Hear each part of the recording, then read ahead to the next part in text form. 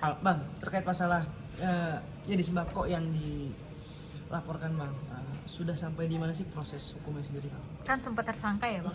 Tersangka. Ya, Statusnya. waktu hari penetapan tersangka dari tahun lalu ya, itu udah cukup lumayan panjang ya. Tapi kan tentunya pihak polisian kita apresiasi dulu nih Polres Tangsel ya, Harda Polres Tangsel melakukan tindak penyidikan, terus akhirnya mentersangkakan, terus akhirnya juga dilakukanlah preventif untuk restoratif.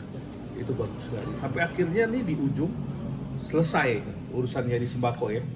Urusannya di sembako selesai, berujung restoratif, sama-sama dua belah pihak saling damai.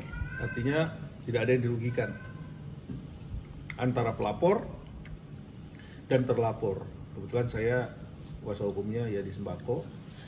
Kemarin sempat diinformasiin dengan penyidik bahwa semua kerugian ya, dari mulai pembayaran kemarin 100 juta ditambah juga adanya mobil yang terus akhirnya dikasih BPKB-nya, kan tentunya ada nilai uangnya tuh di situ.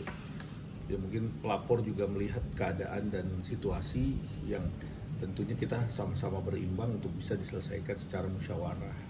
Tentu kita nggak bisa ngelihat dari sini kerugiannya harus nilainya yang sesuai, tapi balik lagi itu menjadi satu kepantasan masing-masing yang duduk bareng terus akhirnya sama-sama sepakat untuk mencabut laporan. Berarti bisa dibilang ada jaminan yang diserahkan ya di sembako ya Bang? Betul, jadi ada mobil pada waktu itu dan kebetulan mobilnya itu diserahkanlah BPKB-nya sama Gus Anom. Jadi Gus Anom itu kan waktu itu ngasih mobil Mercy, terus akhirnya BPKB-nya dikasih lah akhirnya ke pelapor untuk bentuk dari penyelesaian. Nah, bentuk penyelesaian ini akhirnya berujung kepada perdamaian.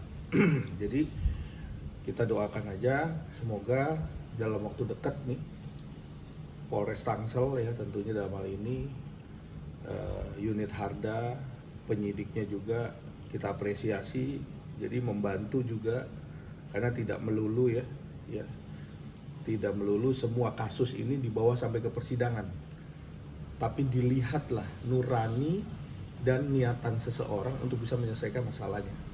Jadi ini sebagai contoh. Jadi pidana itu adalah bagian satu elemen ataupun bentuk punishment, tetapi ya bagian terpenting adalah melihat dari niatan seseorang untuk bisa menyelesaikan masalah. Itu poinnya. Berarti juga di sini selain Yadi punya niat baik ya Bang untuk menyelesaikan, dari Gus Anom sendiri tidak mempermasalahkan ya Bang, yang penting ada niat baik dari Yadi ya. Untuk value-nya sendiri sudah dalam artian yang penting ada niat baik dari Yadi, seperti itu Bang. Betul. Jadi ada niatan dulu. Niatan seseorang kan dilihat. Jadi kalau udah ada niatan itu ditampilkan dan bisa dilakukan, tentunya pihak kepolisian mengakomodir. Saya yakin sih kalau memang polisi boleh aja mentersangkakan tuh sampai ke ujung, sampai di persidangan di P21 kan tuh akhirnya. Tapi kan bukan begitu. Kalau kita lihat nih proses hukumnya nih bagus karena ada niatan, dia mau nyicil, mau ngasih ini, mau ngasih itu. Jadi dia cicil lah. Jadi ya di sembako juga dengan keadaan dia yang sekarang juga masih belum stabil ekonomi, tapi niatan itu kan ada. Jadi dia berupaya gimana cara supaya dibayar. Dan polisi juga tidak serta-merta menghajar seseorang untuk bisa sampai ke persidangan gitu tuh. Itu baik, ini buat jadi contoh. Karena komunikasi yang pertama, yang kedua adalah niatan. Jadi dua elemen itu yang menjadi satu orang itu pasti terjadinya restoratif sempurna. Berarti bisa dibilang Gus Anom ikut serta juga ya Bang? Membantu? Iya, karena kan Gus Anom dilaporkan juga, terus akhirnya juga sama-sama sepakat untuk bisa jalan. Jadi kan itu yang menjadi poin perdamaian ini bisa berjalan gitu. Jadi ini bagus sekali. Tinggal kita tunggu aja nanti SP3-nya, pencabutan dari laporannya pelapor dari melaporkan ya di sembako, tentunya untuk bisa dicabut laporannya. Bang, udah berdamai ya, dua-duanya udah berdamai ya Bang. Dalam arti di sini berarti memang tinggal menemukan kesulitan atau bukan kesulitan ya, menemukan sedikit kendala dari pihak Polres Tangsel sendiri, seperti itu Bang. Betul, jadi kita masih nunggu nih. Jadi penyidikan masih nunggu karena kan mengajukan restoratif, terus akhirnya ada cabut laporan. Nah, cabut laporan itu diajukan sampai ke Kapolres. Ya kita tunggu aja nih kan, mudah-mudahan dalam waktu dekat setelah udah jadi SP3-nya dari Polres Tangerang Selatan, unit Harda.